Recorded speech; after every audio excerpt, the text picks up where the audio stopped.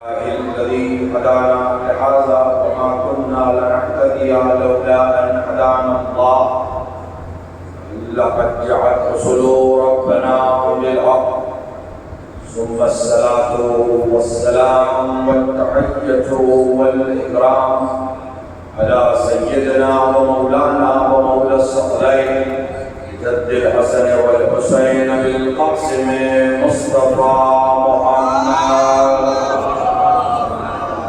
وعلى آله الطيبين الطاهرين المعصومين المظلومين المنتخبين يا ربي وعلى لا سيما ابن عمه غالب على كل غالب مولانا علي بن ابي طالب وعلى صاحب الدعوات النبوية والصولة الحيدرية والاسمة الفاطمية والعلم الحسنية والشجاعة الحسينية والعبادة السجادية والمعاصر المحمدية والآثار الجعفرية والعلوم الكاظمية والحجج الرضوية والجود التقوية والنقاوة النقوية والهيبة العسكرية والغيبة الإلهية صاحب العصر والزمان إمام الإنس والجان الحجة الدائمة المنتظرة المهدي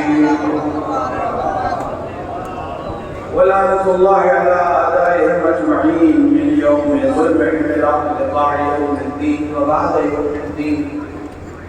أما بعد فقد قال أبو عبد الله الحسين عليه الصلاة والسلام في وصيته لأخيه إنما خرجت لطلب الإصلاح في أمة جدي أريد أن أمر بالمعروف وأنهى عن المنكر وأسير لسيرة جدي وأبي علي بن أبي طالب صلوات محمد وعلى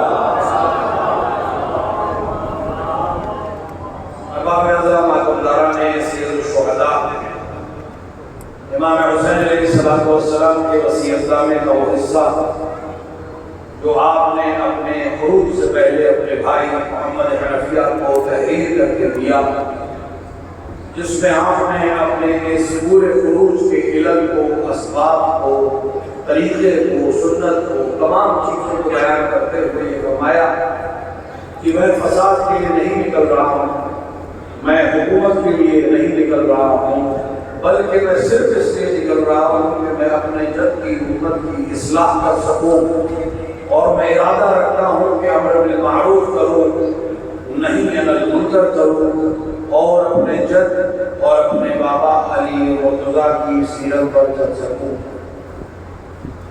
امام حسین کا یہ پیغام ظاہر ہے کہ اس پوری کائنات پر اور خصوصاً بشریت پر ایک اثر رکھتا ہے، اور یہ پیغام بالکل واضح ہے کہ اگر کوئی سماج کمال چاہتا ہے، اگر کوئی سماج اپنے آپ کو کمال تک پہنچانا چاہتا ہے، اپنے آپ کو علوی سماج کہتا ہے، اپنے آپ کو محمدی سماج کہتا ہے، اپنے آپ کو مہدوی سماج کہتا ہے، تو اس کے لیے ضروری ہے کہ اس سماج میں امر بالمعروف ہو، نہیں عن المنکر ہو، سیرت رسول کی پیروی ہو اور سیرت علوی کی پیروی ہو۔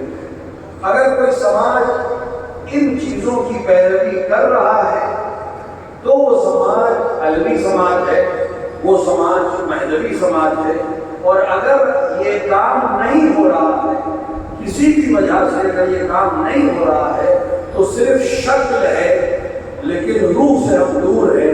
شکل اسلام ہے، نام اسلام ہے، نام حسین ہے، نام علی ہے، نام امام ہے، لیکن ہم ابھی ان کے اصل ماننے والے وہ سماج نہیں ہیں جس کے ہم دعویٰ کرتے ہیں۔ اسلام دعووں کا مذہب نہیں ہے، اسلام صرف نعروں کا مذہب نہیں ہے۔ اسلام جو نعرہ دیتا ہے اس پر عمل کر کے دکھاتا ہے، اسلام جو دعویٰ کرتا ہے اس پر کھڑا اتر کر دکھاتا ہے۔ پیغمبر اکرم نے صرف تھیوری نہیں پیش کی تھی کہ میں ایسا دین لاؤں گا جہاں برابری ہو، میں ایسا دین لایا ہوں جہاں مساوات ہے، میں ایسا دین لایا ہوں جہاں گورے اور کالے میں کوئی فرق نہیں ہے، بلکہ آپ نے عملی طور سے دکھایا کہ میں جس دسترخوان پہ بیٹھوں گا اسی دسترخوان پہ میرا غلام نہیں بیٹھے گا، میں جو کھاؤں گا وہی میرا غلام کھائے گا، جو میں بیت المال سے لوں گا وہی اپنے غلام کو دوں گا۔ دنیا تھیوری دیتی ہے، پیغمبر نے عمل کر کے بتایا کہ اسلام عمل کا نام ہے، صرف دعوے کا نام ہے۔ اور لہذا اس کا اثر یہ ہوا کہ لوگ چوک در چوک دین میں داخل ہو۔ پیغمبر نے مکے میں صرف بیان کیا، مدینے میں عملی کر کے دیا۔ مدینے میں جو بات آپ نے مکے میں کہی تھی اس کو کر کے دکھایا۔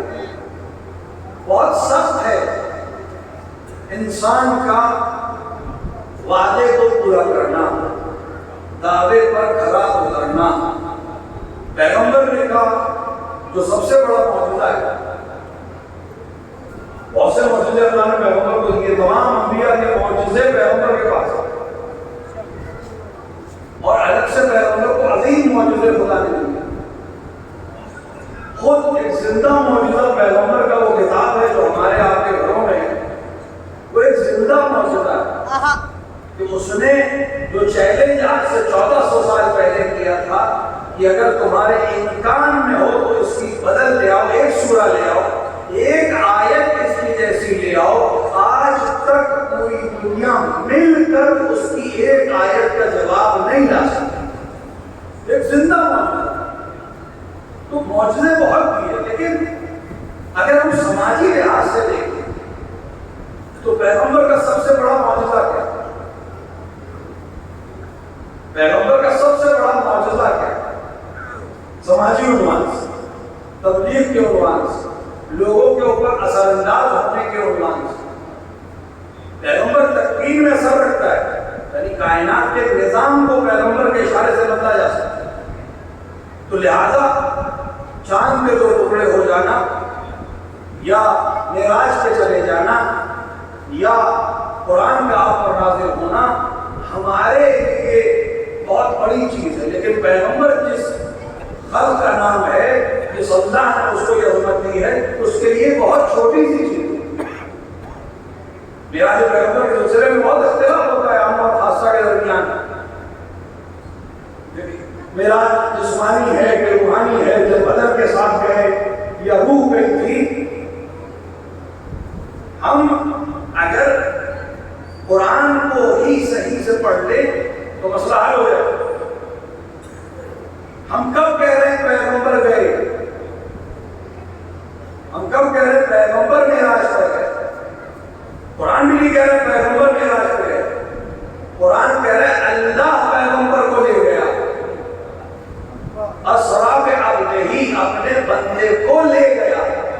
تو اب چاہے وہ جسم سے لے جائے، چاہے وہ روح سے لے جائے، ہمیں پیغمبر کی نہ قدرت پہ شک ہے۔ اگر کسی کو ہے تو پھر وہ خدا کی قدرت پہ شک کر رہا ہے۔ خدا جسے چاہے جیسے چاہے بلند کر سکتا ہے۔ اس نے کہا میرا نبی آیا، اس نے کہا میں لے کر آیا۔ تو اللہ کی یہ اعتراض کرتا خود اللہ کی قدرت پر اعتراض ہے۔ اللہ جسے جس طرح چاہے اپنے پاس بلا سکتا ہے، اسی قدرت سے کوئی چیز باہر نہیں۔ لیکن سماجی اعتبار سے پیغمبر کا سب سے بڑا معجزہ کیا ہے؟ آپ دیکھیں، اپنوں کا مجمع ہے، مجلسی مجمع کہہ سکتے ہیں اس وقت۔ مجلس کرنے والے، مجلس میں بیٹھنے والے، مجلس کے آداب سے واقف لوگوں کے درمیان بات ہوتی ہے، اور یہ پریشانی تقریباً ہر جگہ ہے۔ جہاں بھی مومنین زیادہ ہوں گے یہ پریشانی ہو جاتی ہے۔ اگر آپ اپنے مجمع میں بات کر رہا ہوں، مجلسی مجمع ہے، آداب مجلس سے بھی واقف ہے، ثواب مجلس سے بھی واقف ہے، عظمت مجلس سے بھی واقف ہے، ذکر سید الشہداء کی اہمیت سے بھی واقف ہے، تمام چیزوں سے واقف ہے۔ لیکن اگر میں ابھی چاہوں کہ کسی سماجی ضرورت کے تحت آپ اپنی مجلس کا حساب کتاب بدل لیجیے. عشرے کی مجالس میں پریشانی نہیں آتی ہے، لیکن عام طور سے جو گھر کی مجلسیں ہوتی ہیں 12 محرم کے بعد سے، خصوصاً ہماری خواتین جو مجلسیں کرتی ہیں، اس میں اگر آپ کسی دن چاہیے کہ صاحب یہ تھوڑا سا ڈائیورٹ کر دیجیے، آپ پہلے کر لیجیے، آپ 15 محرم کی جگہ 16 کو کر لیجیے، وہ مثلا 15 کو کر لیں، کسی بھی وجہ سے کوئی تیار نہیں. ہم جیسے جس محلے میں رہتے ہیں، اپنی آبادی ہے، کبھی کبھی ایسا ہوتا ہے کہ ایک ہی دن میں 3 مجلسیں، کبھی ایسا ہوتا ہے کہ ایک دن کوئی مجلس نہیں. تو رائے دی کہ بھائی ایک دن میں 3 مجلسیں، ایک ہی مجمع ہے، ایک ہی محلہ ہے، ایک ہی قسم کے لوگوں کو آنا ہے، تو اگر اس کو ڈائیورٹ کر دے، 2 دن خالی ہے، ایک مجلس اس دن لے جائے گی، تو فائدہ یہ ہوگا کہ اس پورے مہینے عزاداری میں کوئی رکاوٹ بھی نہیں آئے گی، کوئی بیچ میں چین بھی نہیں ٹوٹے گی، اور اس طرح سے جو اکٹھا ہو جاتا ہے مسئلہ کبھی کبھی وہ بھی نہیں ہوگا. لیکن آپ یقین جانے کوئی تیار نہیں، اور وہ سن جسے ہم نازک کہتے ہیں وہ تو بالکل نہیں تیار ہوتی، کیونکہ وہ وصیتوں پہ عمل کرنے والی کے ساتھ ہمیں وصیت یہی ہوئی تھی کہ فلاں تاریخ میں یہ مجلس کریے گا. تو ہم اپنے مجمع میں اپنوں کے درمیان ایک عزاداری کے پروگرام کو صرف تاریخ بدلنا چاہیں تو کامیاب نہیں ہو پاتے. نہ دین بدلنے کی بات ہو رہی ہے، نہ مذہب بدلنے کی بات ہو رہی ہے، نہ عقیدہ بدلنے کی بات ہو رہی ہے، کسی چیز کی بات نہیں ہو رہی ہے، صرف ایک پروگرام ادھر سے ادھر کرنے کی بات ہو رہی ہے. کوئی ماننے کو تیار نہیں ہے، کوئی سننے کو تیار نہیں ہے. کیا کہنا اس ختمی مرتبہ کا جس نے ان کے درمیان جو بنائے ہوئے خداؤں کو پوجنے کے عادی تھے، دیکھنے والوں کو پوجنے کے عادی تھے، اپنے ہاتھ کے بنائے اصنام کو پوجنے کے عادی تھے، ان کو ایک ایسے خدا کا کلمہ پڑھوا دیا جو دکھائی نہیں دیتا تھا، ایسی جنت کا مشتاق بنا دیا جو دکھائی نہیں دیتا. ایک صلوات پڑھیں محمد وعلی.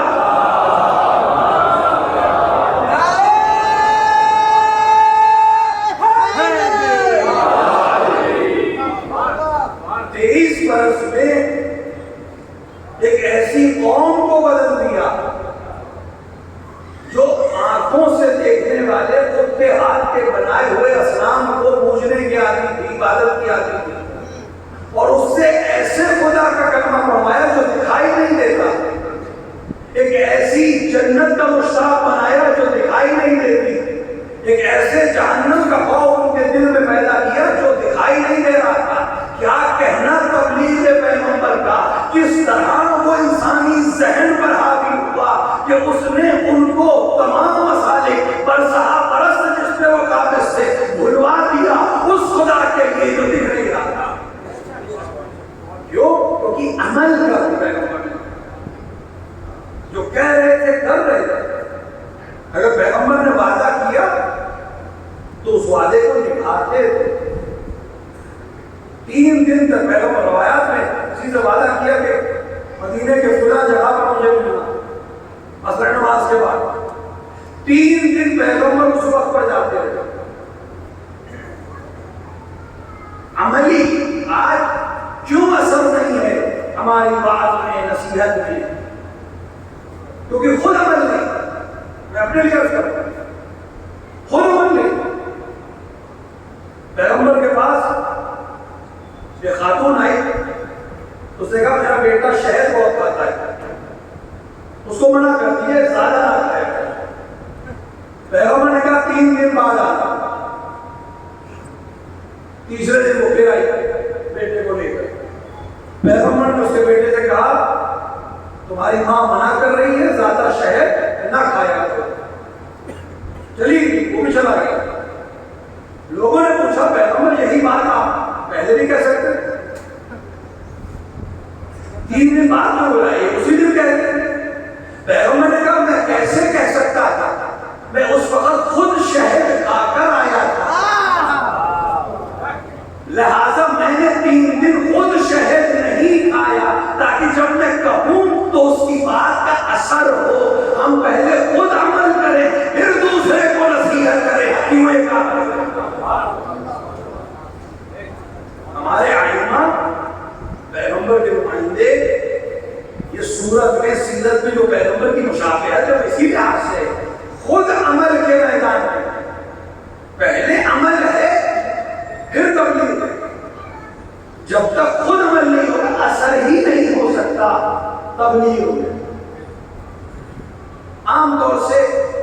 ایک شخصیت جو ہماری اور آپ کے لیے بہت عظیم شخصیت ہے، ہمارا آپ کا امام ہے، لیکن مظلوم ہے، اپنوں کے درمیان بھی مظلوم ہے اور دشمنوں نے تو اس پر ظلم کیا ہے۔ وہ ذات سبط اکبر امام حسن مجتبیٰ علیہ السلام،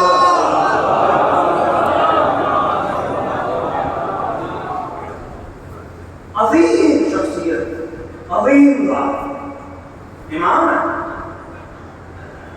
علی اور زہرا کے سب سے بڑے بیٹے، نام ہی حسن ہے، لوح محفوظ سے آنے والا پہلا نام حسن، نام اس سے پہلے عرب میں کسی کا رکھا نہیں گیا۔ اب ہمارے ساتھ یہ پریشانی بہت ہوتی ہے، تو مولانا نام بتا دیجیے بچے کے لیے، تو اپنے صاحب علی، حسن، حسین، ہمارے نام تو یہی ہے، تو صاحب وہ تو خاندان میں ہے، کوئی نیا بتائیے، کوئی نیا نام بتائیے، نہیں یہ بھی ہے، یہ بھی ہے، یہ بھی ہے، تو میں ان سے کہتا ہوں صاحب وہ لوح محفوظ سے صرف حسن اور حسین کے نام آئے، ہمارے بچوں کے لیے لوح محفوظ سے نام نہیں آئے، اور ہمیں جب امام معصوم نے یہ کہا ہے کہ اپنے بچوں کے نام ہمارے بچوں پہ رکھا کرو، تو محبت کا پہلا تقاضا یہ ہے کہ ہم اپنے بچے کا نام اپنے محبوب کے نام پر رکھیں، یہ ادنا ترین عمل ہے۔ امام حسین نے اپنے ہر بیٹے کا نام علی رکھا، کیوں رکھا؟ تاکہ ہمیں سبق دے کہ اگر تمہیں علی سے محبت ہے تو کچھ نہیں کر سکتے تو اپنی اولاد کا نام تو علی رکھ سکتے ہو۔ دنیا جس نام کو مٹانے کی کوشش کر رہی ہے، تم کچھ نہیں کر سکتے، اپنے بچوں کے نام علی رکھو۔ کتنا مٹائیں گے؟ ایک چوراہے پہ ایک پکارا جائے علی، 10 گھوم کے دیکھے دشمن کی اس سے بڑی شکست کیا ہوگی کہ ایک علی کو دبا رہے تھے، ہر طرف سے علی نظر۔ یہ تو بہت ہی آسان سا عمل ہے۔ تو عمل امام حسن ایک مظلوم شخصیت کا نام، سمجھ نہیں پائے لوگ حسن۔ ہماری پریشانی یہ ہے کہ ہم اپنے ذہن سے امام کو سمجھنا چاہتے ہیں، کہاں ہمارا ذہن اور کہاں امام۔ ہمارا ذہن کی حیثیت کتنی اور امام کی وسعت کتنی، جس کے صدقے میں دیکھیں 2 قسم کی مخلوق ہے، اللہ کے سوا جو کچھ ایسا مخلوق ہے، اللہ خالق، اس کے سوا جو کچھ ہے مخلوق، کتنی عظیم ہو جائے پھر بھی مخلوق، لیکن مخلوق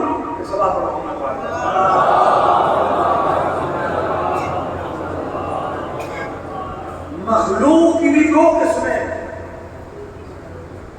ماں سوا اللہ جو کچھ ہے وہ مخلوق ہے اس کو، لیکن مخلوق کی بھی 2 قسمیں، ایک صرف مخلوق ہے، عنوان اس کا یہ کہ وہ خلق کی گئی ہے، اور ایک وہ ہے جس کے صدقے میں دوسری خلق کی گئی ہے۔ ایک وہ ہے جسے اللہ نے خلق کیا ہے، دوسرا وہ ہے جسے کے صدقے میں دوسروں کو خلق کیا ہے۔ یہ دونوں کبھی برابر نہیں ہو سکتے، اہل بیت کے صدقے میں خلق ہوئے ہیں، لہٰذا یہ وہ برابر نہیں ہو سکتے۔ ان کی فرد ہے حسن مجتبیٰ، ان کے صدقے میں کائنات خلق ہوئی، ان کے صدقے میں عقل ہمیں ملی ہے۔ ہم اپنی عقل سے انہیں نہیں سمجھ سکتے، ہم اپنی عقل سے ان کے کام کو نہیں توڑ سکتے۔ اگر انہوں نے بتا دیا تو ہم معلوم ہے، نہیں بتایا تو ہمیں نہیں معلوم، لیکن ہم یہ جانتے ہیں وہ معصوم ہے، اور معصوم کا عمل عقل کے خلاف نہیں ہو سکتا، چاہے وہ ہماری سمجھ میں آئے چاہے نہ آئے۔ صبح سے شام ہم بہت سے ایسے کام کرتے جو ہماری سمجھ میں نہیں آتے، لیکن بندگی کا تقاضا یہ کہ کرے، پھر صبح کی 2 رکعت کیوں پڑھتے؟ اب تو جاگی ہے، جتنی چاہو پڑھوا نہیں، 2 ظہر کی 4 کیوں، مغرب کی 3 کیوں؟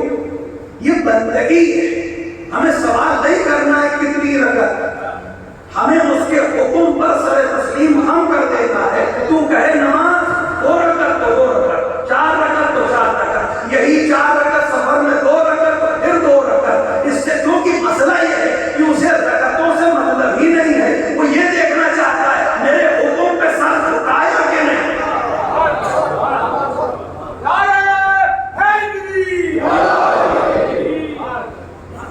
تو ہم معصوم کو اپنی عقل سے سمجھنے کی کوشش کرتے ہیں۔ امام حسن مظلوم ہے، اپنے حساب سے ہمیں تصویر کھینچتے ہیں، سیرت کھینچتے ہیں۔ امام حسن صلح پسند تھے، امام حسین جنگ پسند تھے۔ یہ اپنوں کے درمیان جو ذہنوں میں آنے والی باتیں وہ اس طرح ہیں۔ دیکھیے آپ امام حسن کا رنگ جو ہے سبز ہے، امام حسین کا رنگ جو ہے وہ لال ہے، وہ جنگ کی علامت ہے، وہ صلح کی علامت ہے۔ یہ ہمارے ذہن کی بنائی ہوئی چیز ہے۔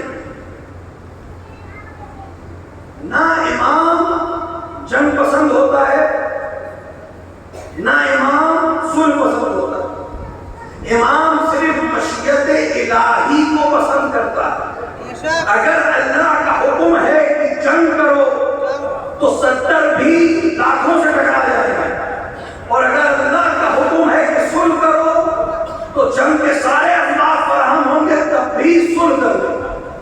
اس سے مطلب ہی نہیں ہے کہ میری پسند کیا ہے، اس سے مطلب ہی نہیں ہے کہ میں کیا چاہتا ہوں، میں اللہ کی مرضی پر معمول ہوں، جو اسے پسند وہ مجھے پسند۔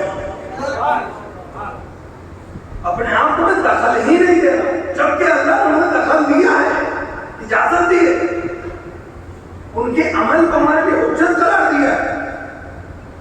اس کے باوجود وہ اپنے اللہ کے اتنے مطیع ہیں کہ ہم اپنی پسند کو داخل ہی نہیں کریں گے جو تجھے پسند ہے۔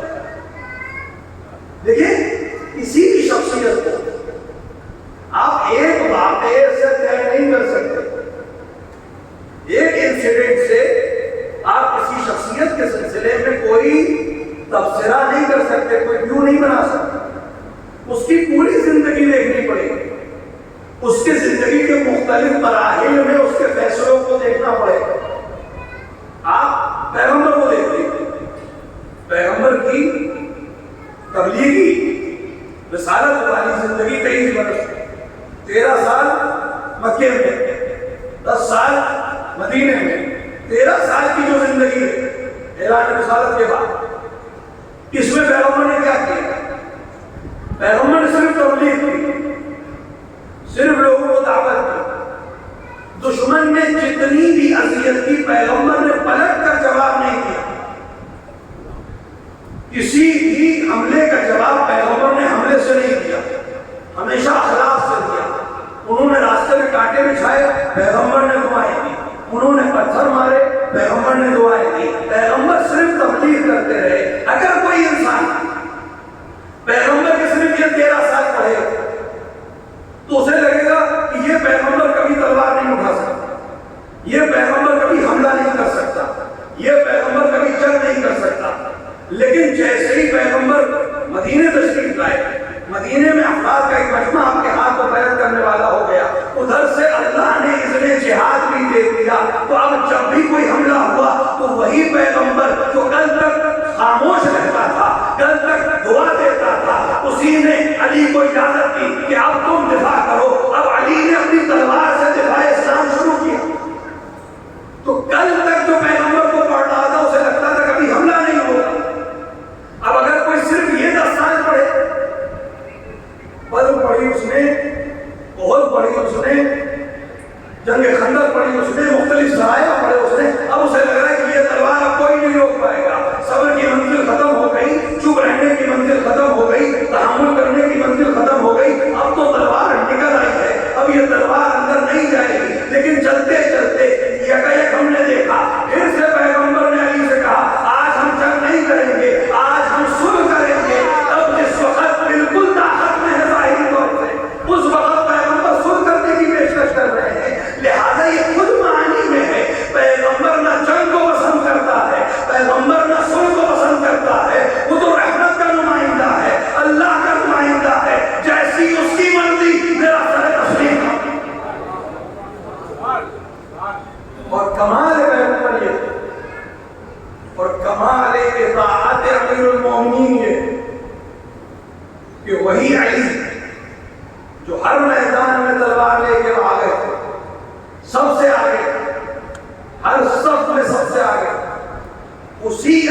سے پیغمبر نے کہا کہ آج سلحنامہ تم لکھو. یہ بھی کمال علی ہے.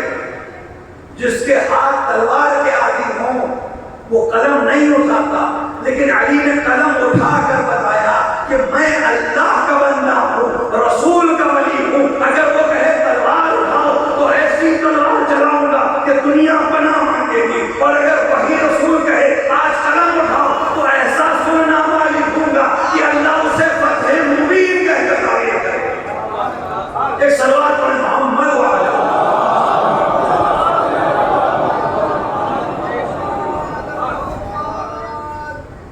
اسی سیرت کے نمائندے حسن ہیں.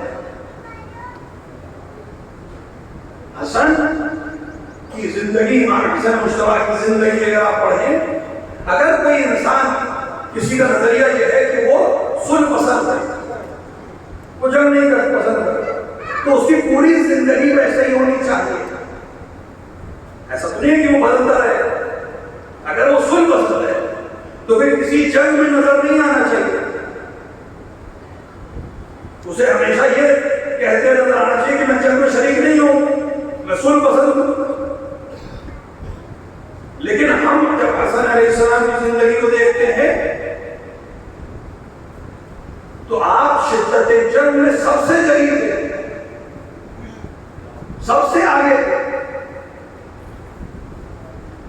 امیر المومنین جب مدینے سے جنگ جمل کے لیے نکلے تو آپ کے ساتھ 500 لوگوں سے زیادہ نہیں تھے مدینے سے. اصل لشکر کہاں سے آنا تھا؟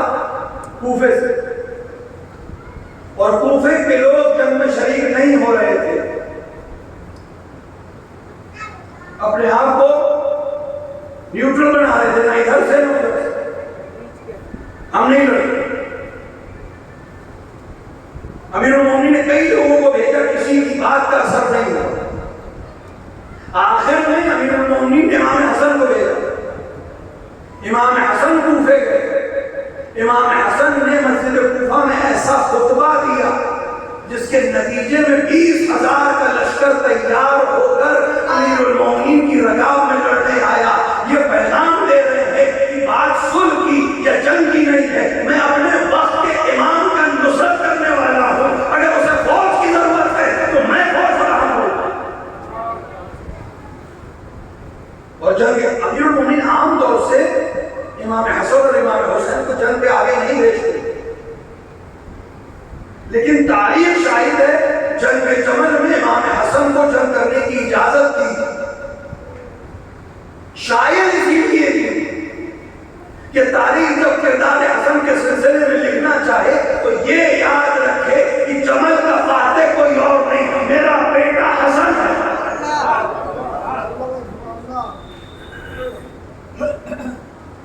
امام حسن اس شخصیت کا نام ہے کہ جب جنگ جمل اپنی شدت پہ تھی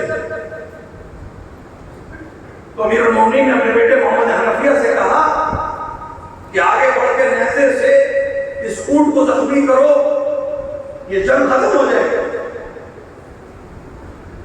محمد حنفیہ امیر المومنین کے بیٹے، امیر المومنین نے جنگ کرنا سکھایا ہے. میں جو بلاغہ میں موجود ہے خطبہ جو آپ نے دیا ہے، کس طرح جنگ کے میدان میں ڈٹے رہو، کس طرح دانتوں کو بھینچو، کس طرح تلوار چلاؤ، کس طرح حملے کرو. امیر المومنین نے محمد حنفیہ سے کہا پہاڑ اپنی جگہ سے ہل جائیں تم نہ ہلنا. اس شخصیت کا نام محمد حنفیہ نے حملہ کیا، اتنا شدید گھیرا تھا کہ نہیں توڑ سکے. واپس آئے. امیر المومنین نے ہاتھ سے پرچم لے لیا اور امام حسن سے کہا محمد تم آگے بڑھو. امام حسن کے ہاتھ میں نیزہ دیا، اس جنگ کو تم تمام کرو گے. تاریخ کہتی ہے امام حسن آگے بڑھے، اس طرح کا حملہ کیا کہ لوگوں کو علی کی جنگ یاد آ گئی. کبھی میمنے میں جاتے تھے، کبھی میسرے میں جاتے تھے. اس سے پہلے کی لشکر سمٹ پاتا، قلب میں داخل ہوئے، ایک نیزہ مارا، جنگ تمام ہو گئی، فتح کے نعرے لگ گئے. محمد حنفیہ کے چہرے پہ ایک رنگ آیا چلا گیا کہ جو کام میں نہیں کر سکا بھائی نے کر دیا. امیر المومنین امام بھی ہیں، باپ بھی ہیں. چہرے پر آئی ہوئی رنگت کو دیکھ لیا، لہذا قریب ہے کہ اگر حسن کامیاب ہو گئے تو تم پشیمان نہ ہو، تم میرے بیٹے ہو، وہ رسول اللہ کا بیٹا ہے، تم میرے بیٹے ہو، وہ رسول اللہ کا بیٹا ہے۔ تبلیغ اور تربیت کہ بیٹے سے میں نے ابھی نظر لیا تھا، دوسرے بھائی نے جیت حاصل کی ہے، کہیں دو بھائیوں میں آج کا کوئی مسئلہ کل کوئی اثر نہ دکھائے۔ یہ جو تربیت کا پہلو ہے، اگر ایک بیٹے کو پیار کر رہے ہو تو دوسرے کو بھی کرو۔ آج تمہارا امتیاز کرنا کل تمہاری نسلوں میں جنگ کا سبب بن سکتا ہے۔ تربیت کا فائدہ یہ ہوا کہ جب جنگ صفین میں حسن اور حسین کو علی نے روکا اور محمد حنفیہ کو مسلسل جنگ پہ بھیجا، کسی نے کہا محمد حنفیہ علی اولاد فاطمہ سے زیادہ محبت کرتے ہیں، دیکھو انہیں بچا لیتے ہیں، تمہیں آگے بھیج دیتے ہیں۔ یہ تربیت کا اثر تھا کہ پھر دشمن کی سازش کامیاب نہیں ہو سکی۔ جیسے ہی اس نے جملہ کہا، محمد حنفیہ نے جواب دیا، ایسا نہیں ہے، حسن اور حسین علی کی آنکھوں کا نام ہے، میں علی کا ہاتھ ہوں، انسان ہاتھ سے آنکھوں کی حفاظت کرتا ہے۔ یہ تربیت۔ حسن فاتح میدان، حسن جمل کے بعد ہے، حسن صفین کے سرداروں میں سے ایک سردار ہے، حسن رسول کے بیٹے۔ جس طرح رسول نے جب مشیت الہی تھی تو جنگ کی، اسی طرح حسن نے جنگ، جب مشیت الہی تھی رسول نے صلح کی، اسی طرح حسن نے صلح کی۔ اور میں تو اکثر کہتا ہوں یہ جملہ ہی غلط ہے کہ حسن نے صلح کی اور حسین نے جنگ کی، یہ جملہ ہی غلط ہے۔ اصل یہ ہے کہ حسن سے صلح کی گئی اور حسین سے جنگ کی گئی۔ ادھر سے کچھ نہیں ہوا ہے، جو کچھ ہوا ہے ادھر سے ہوا ہے۔ اگر ادھر سے حملہ ہوا تو حسین نے دفاع میں جنگ کی، ادھر سے صلح نامہ آیا تو حسن نے امضا کر کے حیات دی۔ میں نے عرض کیا تھا امیر المومنین سے جب وہ شخص جنگ کرتے کرتے اس سے تلوار مانگی تھی تو علی نے کیا کہا تھا کہ اب یہ مخالف کہاں رہ گیا، اب تو یہ سوالی بن گیا ہے اور میں کریم ابن کریم ہوں، مجھ سے کوئی چیز مانگے ہو نہیں سکتا میں تمہیں نہ دوں، چاہے وہ میدان جنگ میں تلوار ہی کیوں نہ مانگے، کیونکہ علی تلوار کے زور سے جنگ نہیں کرتا، علی کردار کے زور سے جنگ کرتا۔ یہ حسن اسی علی کے نمائندے کا نام ہے۔ اگر تم جنگ چاہتے ہو تو میں علی کا بیٹا ہوں، ایسی جنگ کروں گا کہ تمہیں تاریخ میں نظیر نہیں ملے گی، لیکن میں اسی علی کا کریم بیٹا ہوں۔ اگر تم خلافت مانگو گے، ہاتھ پھیلا کر حکومت مانگو گے، صلح مانگو گے، تو میں کریم ابن کریم ہوں، حکومت بھی دے دوں گا، خلافت بھی دے دوں گا۔ لبیک یا حسین، لبیک یا حسین، لبیک یا حسین، لبیک یا حسین، لبیک یا حسین، لبیک یا حسین۔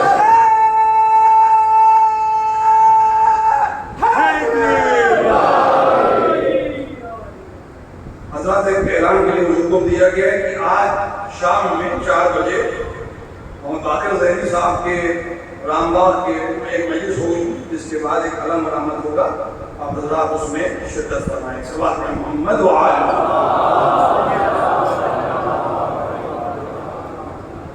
حسن سے صلح کی گئی، حسین سے جنگ کی گئی۔ حسین نے کسی پہ حملہ نہیں کیا، حسین پر حملہ ہوا تو حسین نے دفاع کیا۔ حسن سے صلح کی بھیک مانگی گئی تو حسن نے اس پر امضا کر دی۔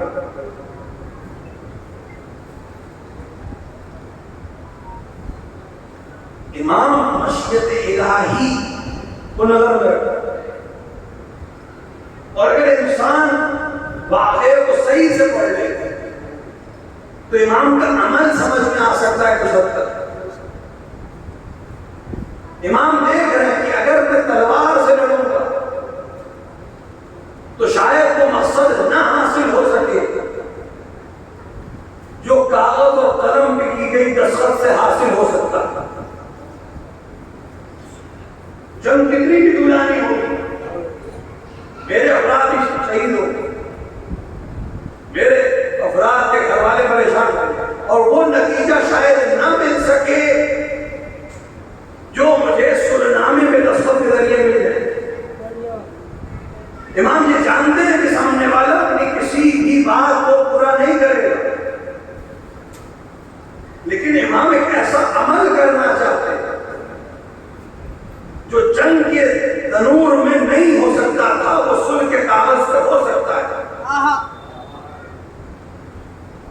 جنگ کے میدان میں نقابیں الٹنا مشکل ہے، لیکن صلح کو تو توڑتا ہے اس کی نقاب بہت آسانی سے الٹ جاتی ہے۔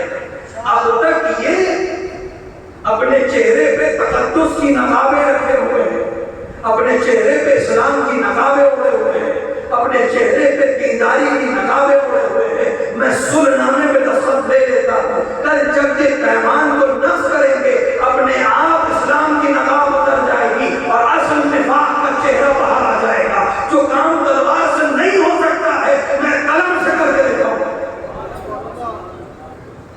ظاہر کی بات نہیں ہے کہ میں پورے صلح نامے کو آپ کے سامنے پڑھوں، لیکن آج کا دور آسان دور ہے، ملٹی میڈیا کا دور ہے، آپ کو سرچ لگائیے، آپ کو ساری چیزیں مل جائیں گی، جائیے پڑھیے امام حسن کے صلح نامے کو۔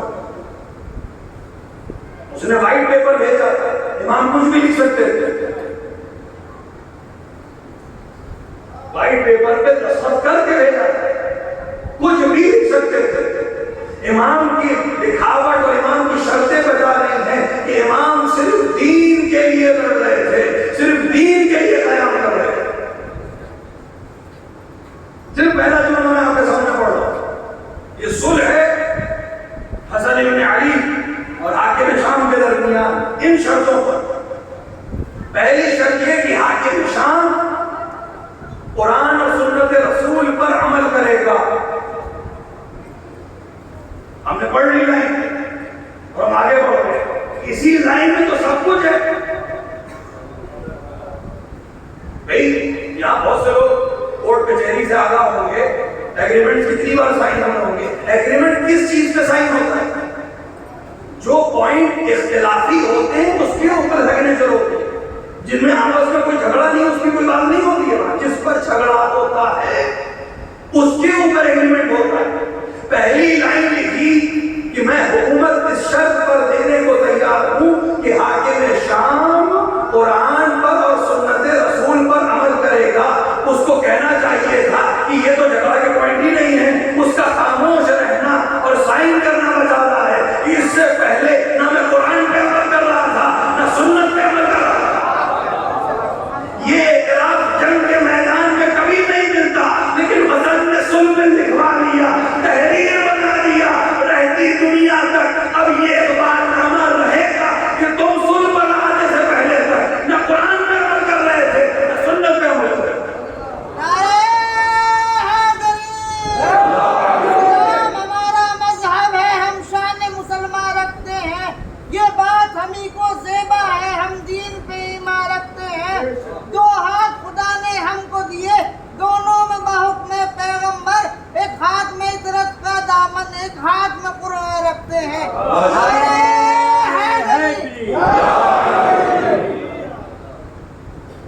ایک دستخط سے کتنا بڑا اقبال نامہ امام حسن نے لے لیا، کتنا بڑا اعتراف لے لیا۔ پوری صلح اگر آپ پڑھیں اس کے ساتھ 20 پوائنٹ ہے، ہر پوائنٹ اس لائق ہے کہ انسان اس پہ غور کرے کہ امام نے کیا لکھوا لیا۔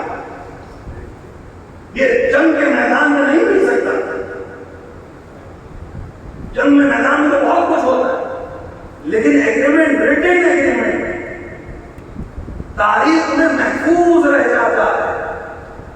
اور حسن یہی چاہتے تھے کہ تاریخ میں یہ دستاویز محفوظ ہو جائے کہ میری جنگ کس لیے تھی، میں حکومت کے لیے لڑ ہی نہیں رہا، میں تو قرآن کے لیے لڑ رہا تھا، میں تو سنت رسول کے لیے لڑ رہا تھا، میں علی کا بیٹا۔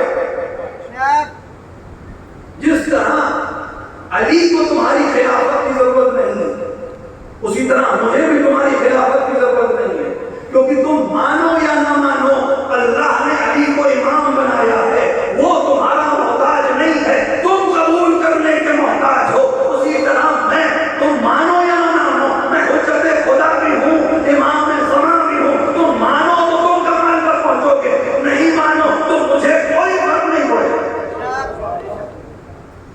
جنہوں نے علی کو نہیں مانا، جنہوں نے حسن کو نہیں مانا، جنہوں نے رسول کو نہیں مانا، اس سے رسول کو کوئی فرق نہیں پڑے گا، تم کمال تک نہیں پہنچ پاؤ، ہمیں کوئی فرق نہیں پڑے گا۔ ہم جس کمال پر ہیں اور اللہ نے جو منزلت ہمیں دی ہے اس میں کوئی کمی نہیں آئے گی. تمہاری اطاعت تمہیں فائدہ پہنچائے گی, تمہارا سر تسلیم کھڑ کرنا تمہیں فائدہ پہنچائے گا. ہمیں کوئی غرض نہیں, ہم اطاعت کریں گے تو ہمیں کو فائدہ ہوگا, ہم اگر امام کی بات مانیں گے تو ہمیں فائدہ ہوگا. وہ سماج جو اپنے آپ کو امام کا سماج کہہ رہا ہے, اسے عمل میں دکھانا پڑے گا کہ وہ امام کا سماج ہے. زبان سے دعویٰ کرنے سے کچھ نہیں ہوگا. اب ہمارے ساتھ پریشانی یہ آ گئی ہے, میں تو مبتدی طالب علم ہوں, ہمارے علماء کی بات کر رہا ہوں کہ اب آپ کہیں ہاتھ ہی نہیں آتے, مجلس کے علاوہ ہمارا آپ کا کوئی رابطہ رہ نہیں گیا. مسجد میں نماز پڑھتے ہی قوم ایسے جاتی ہے جیسے مسلم کے پیچھے سے لوگ گئے. زیارت پڑھ کے گھومیے تو وہی حال ہوتا ہے جو مسلم کا کوفے میں. شادی بیاہ میں عام طور سے نہ جانا ہی بہتر ہوتا ہے, کیونکہ جو کچھ اب وہاں ہو رہا ہے اگر اس پہ ہم بولیں تو صاحب ہمارا فنکشن خراب کر دیا, نہ بولیں تو صاحب مولانا تشریف لائے تھے انہوں نے منع کیوں نہیں کیا. ہم تو دونوں طرف سے کٹ رہے ہیں, کچھ کہیں تو ہمارا فنکشن خراب ہو گیا, نہ کہیں تو صاحب ان کو بولنا چاہیے تھا, ان کو ان کی تو ذمہ داری تھی. تو ہم وہاں بھی نہیں جائیں. قوم گھر پہ آتی نہیں پوچھنے کے لیے, کیونکہ سب کو واٹس ایپ یونیورسٹی مل گئی ہے, وہاں سے ہر چیز مل جاتی ہے, صبح صبح حدیث بھی آ جاتی ہے, قرآن کی تفسیر بھی آ جاتی ہے, کوئی ضرورت ہی نہیں رہے گی. لے دے کے مجلس بچی, اس میں بھی پابندیاں لگنے لگے, صاحب یہ پڑھیے, اس موضوع کو نہ پڑھیے, اور یہ بیان کریے, اور یہ نہ بیان کریے.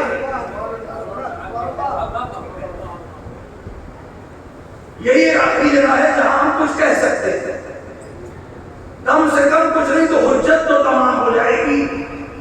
کل اگر میرے امام نے مجھ سے پوچھا کہ تمہیں معلوم تھا تو تم نے بیان کیوں نہیں کیا, کسی نے اس پہ عمل کیا یا نہیں کیا, اس کے میں ذمہ دار نہیں ہوں, لیکن میں اپنے امام کو یہ جواب دے سکتا ہوں کہ میں نے تبلیغ کر دی تھی, کوئی مانے اس کا عمل, کوئی نہ مانے اس کا عمل. ایک سماج تبھی مہدوی سماج ہے, ایک سماج تبھی علوی سماج ہے جب اس کا ہر عمل علوی ہو, جب اس کا ہر عمل مہدوی ہو.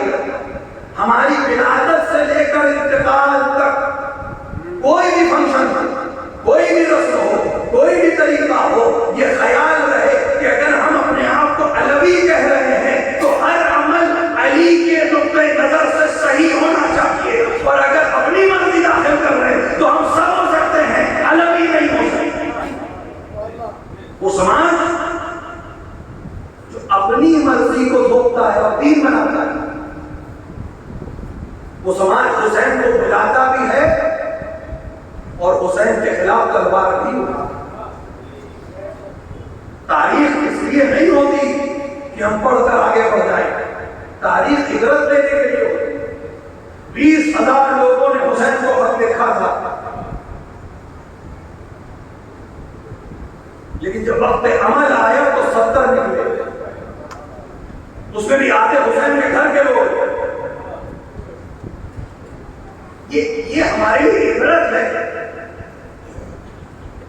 کہ صرف امام کو پکارنے سے کچھ نہیں ہوگا, امام کو بلانے سے کچھ نہیں ہوگا, اپنے آپ کو آمادہ کرنا پڑے گا کہ جب کفر کا لشکر سامنے صف آراستہ کر کے کھڑا ہو جائے تو ہم ڈگمگائیں نہیں, ہمارے پیر لڑکھڑائے نہیں, ہم وقت کے امام کے ساتھ کھڑے ہو کر بتائیں کہ ہم نے صرف ایسے ہی لبیک نہیں گئی تھی, صحیح معنوں میں لبیک گئی تھی.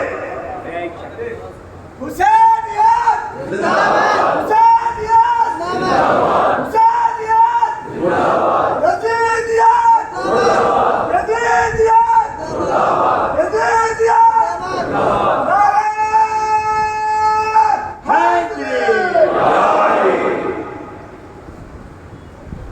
اگر عمل کرتے وقت امام ذہن میں ہے تو یہ سماج امام کا سماج ہے۔ زندگی کے چھوٹے سے چھوٹے گوشے سے لے کر زندگی کے بڑے سے بڑے فیصلے تک معصوم نے فرمایا اپنا نمک بھی ہم سے مانگا کرو، نمک سے ادنا کوئی چیز نہیں ہوتی۔ امام نے فرمایا اپنا نمک بھی ہم سے مانگا کرو، تاکہ امام یہ بتانا چاہ رہے نمک سی ادنا شہ میں بھی کسی دوسرے کے محتاج نہ ہونا، ہمارے ہی دروازے پہ آنا، تاکہ تمہاری وفاداری بھی ہم سے رہے، تمہارا عمل بھی ہمارے ساتھ رہے۔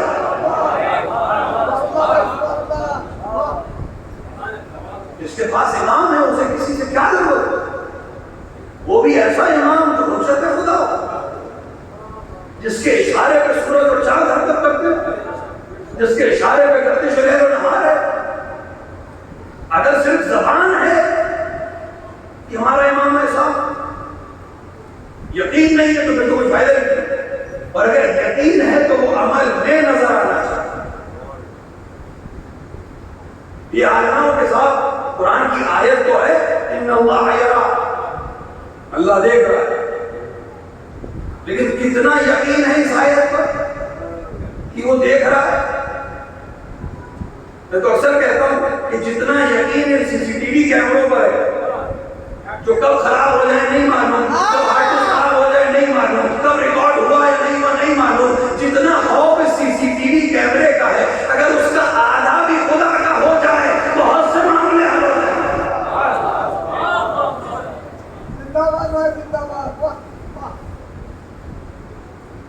ٹریفک کانسٹیبل ہٹا دیجیے شہر سے، دیکھیے کیا حال ہوتا ہے شہر، اور وہیں سی سی ٹی وی کیمرہ لگاؤ، آپ کے گھر پہنچنے سے پہلے یادگاری فوٹو گھر پہ آ جائے گی، قانون توڑ لیں گی، اسی فوٹو کو یاد کر لیا کریے جیسے آج یہ فوٹو آئی ہے، روز محشر پوری زندگی کی فلم چلے گی، کیا کیا تھا، کیا کہا تھا، کون سا وعدہ خلافی کی۔ یہ تو ہمیں عبرت دینے کے لیے کہ اگر ہیومن ٹیکنالوجی یہاں تک پہنچ سکتی ہے کہ آپ کی صبح سے شام تک کی حرکتیں ریکارڈ ہو سکتی ہیں، تو وہ خدا جس نے یہ عقل دی ہے کیا وہ زندگی کی ابتدا سے لے کر انتہا تک کے تمام ڈاکیومنٹس کو اکٹھا نہیں کرے گا؟ اور کہیں ایسا نہ ہو کہ ہم یہ سوچتے رہیں کہ ہم تو مولا والے ہیں،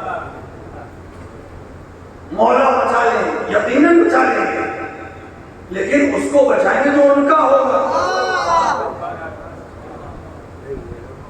اور وہ کہہ دینے سے نہیں ہو پائے گا، وہ کر کے دکھانا پڑے گا کہ ان کے ہیں،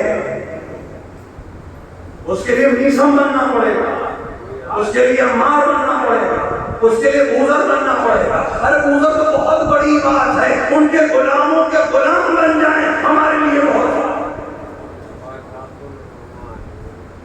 کربلا ایسے ہی نہیں سجی، کرداروں کو سجایا، انسانی کردار اپنے معراج پہ تھا کربلا۔ آپ تصور کریں 13 برس کا بچہ، اور اگر حسین اس سے پوچھ رہے ہیں کہ تمہارے لیے موت کیا ہے، کتنی معرفت پہ ڈوبا یہ جملہ ہے کہ اے امام آپ کی نصرت میں اہلا من اصل شہد سے زیادہ شیر ہے۔ آپ تاریخ علم کو، تاریخ ادب کو، تاریخ فلسفہ کو پڑھیں، کوئی موت کا ذائقہ نہیں بتا سکتا۔ یہ صرف معرفت میں ڈوبے ہوئے صفت حسن کے لخت جگر کا معرفت تھی کہ اس نے موت کا ذائقہ بھی دنیا کو بتا دیا کہ اگر نصرت امام میں ہے تو موت شہد سے زیادہ شیریں ہے۔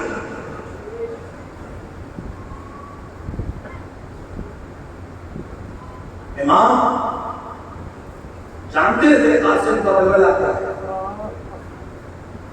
امام جانتے تھے قاسم کی شجاعت کیا ہے، لیکن امام یہ نہیں چاہتے تھے کہ کل کوئی یہ لکھ دے کہ حسن کا یتیم حسین پلا تھا، چچا نے پالا تھا، چچا کے ساتھ کربلا پہنچ گئے اور چچا کے دفاع میں شہید ہو گئے۔ اس طرح میرے بھتیجے کی شہادت کی اہمیت ختم ہو جائے گی۔ میں چاہتا تھا کہ لوگ حسن کے بیٹے کو اس کے کردار سے یاد رکھے، اس کے اختیار سے یاد رکھے۔ اس نے موت کو شہد سے زیادہ شیریں بتا کر اختیار کے ساتھ اپنے امام کی نصرت کی۔ اس کی شہادت مجبوری کی شہادت نہیں ہے، اس کی شہادت نصرت کی شہادت ہے، اطاعت کی شہادت ہے، اپنے امام کا مطیع ہے۔ امام حسن نے اپنی شجاعت کے بہت سے نمائندے کربلا میں بھیجے۔ امام حسن کے کئی بیٹے کربلا میں شہید ہوئے۔ یہ خود دلیل ہے کہ امام اپنے وقت کے امام کی نصرت کا انتظام کرتے جا رہا ہے کہ اگر میں ہوتا تو میں حسین کا دفاع کرتا، میں نہیں ہوں تو میری اولاد دفاع کرے گا۔ 13 برس کا سن تھا، شب عاشور حسین اپنے یہاں وفاداروں کا امتحان لے چکے۔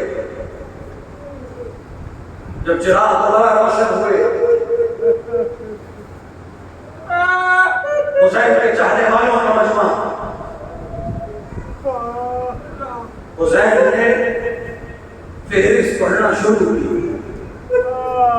ابھی تم بھی کل شہید ہو گئے، مسلم نے اوسجا تم بھی کل شہید، بریر تم بھی کل شہید، نافع تم بھی شہید، سب کا نام لیتے گئے۔ 13 برس کا بچہ غور سے سنتا رہا، چچا اب میرا نام لیں گے، چچا اب میرا نام لیں گے، چچا اب میرا نام لیں گے۔ حسین نام پڑھتے گئے اور پھر ساکت ہو گئے اور دفتر کو بند کر دیا۔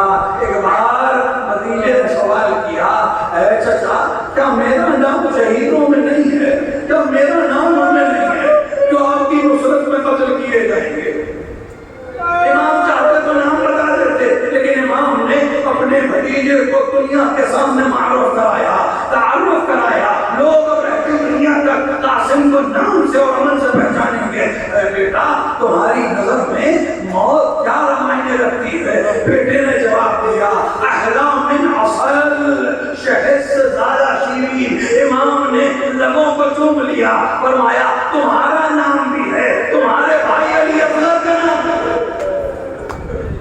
اللہ اللہ غیرت، اللہ اللہ غیرت ہاشمی۔ اپنا نام سن کر اطمینان آیا، چہرے کے اوپر خوشی کی لہر آئی، اور جیسے ہی علی اصغر کا نام سنا ایک بار غیرت ہاشمی تڑپ گئی۔ اے چچا کیا لشکر خیموں تک آ جائے گا؟ میرا بچہ میرا بھائی تو بہت چھوٹا ہے، وہ باہر تو جا نہیں سکتا، اگر اس کا نام ہے تو اس کا مطلب ہے کہ لشکر خیموں تک آ جائے گا۔ غیرت ہاشمی برداشت نہ کر سکی، حسین نے کچھ کہا نہیں، صرف اتنا کہا، نہیں قاسم نہیں، میں علی اصغر کو باہر لے کر جاؤں گا، میں کہوں گا آقا آپ نے قاسم کا دل رکھ لیا کہ کہیں غیرت معنی نہ بن جائے۔ کون بتائے قاسم کو کہ عام غریباں گھوڑے خیموں میں نہ آئیں۔ اجرکم اللہ، اجرکم اللہ۔ شب گزر گئی، صبح عاشور نمودار، اصحاب نے قربانیاں پیش کی، انصار نے قربانیاں پیش کی۔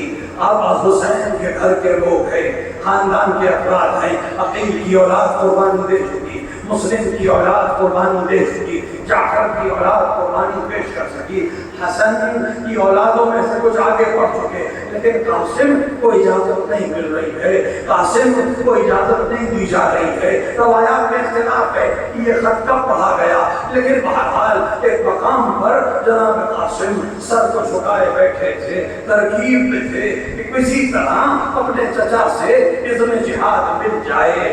یہاں تک کہ خیال آیا کہ بابا نے ایک تعویذ مجھے دیا تھا، میں تو اس وقت بہت چھوٹا تھا، ماں کے ذریعے یہ تعویذ مجھ تک پہنچا تھا کہ جب سخت ترین حالات ہوں تو اس کو کھول لینا، تمہیں راہ مل جائے گی۔ اس سے سخت محرہ کیا ہوگا؟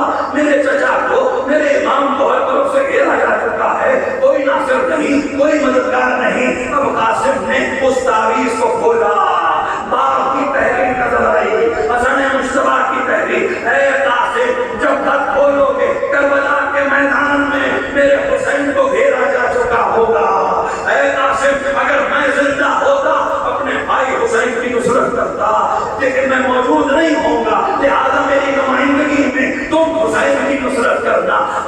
تو پڑھا گویا جان آ گئی قاسم کے ہاتھ میں، پروانہ حیات آ گیا قاسم کے ہاتھ میں۔ خط کو لے کر امام کی خدمت میں پہنچے، امام نے بھائی کی تحریر کو دیکھا، عجب نہیں 10 برس پرانا یاد آ گیا ہو، کلیاں یاد آ گئی ہو، مدینہ یاد آ گیا ہو، بچپن یاد آ گیا ہو، باہوں میں باہیں ڈال کے چلتے تھے، بابا کے ساتھ چلتے تھے، نانا کے دوست پہ سوار ہوتے تھے۔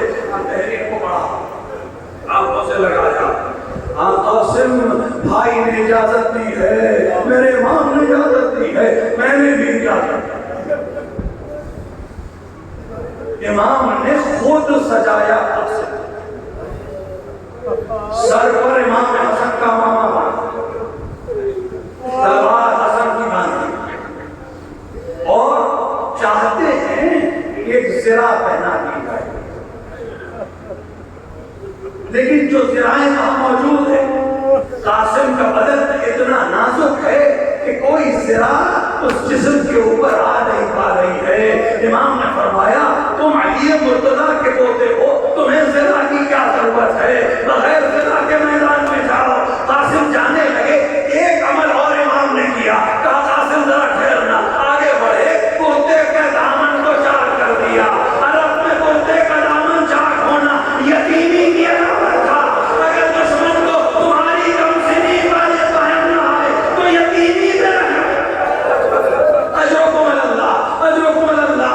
خود دشمن کا راوی کہتا ہے کہ میں نے دیکھا کہ حسین کے خیمے سے ایک چاند نکلا اور شام کی گھٹاؤں میں گم ہو گیا۔ تصور کریں جسے دشمن چاند کہہ رہا ہے، وہ گھر والوں کے لیے کیا ہوگا؟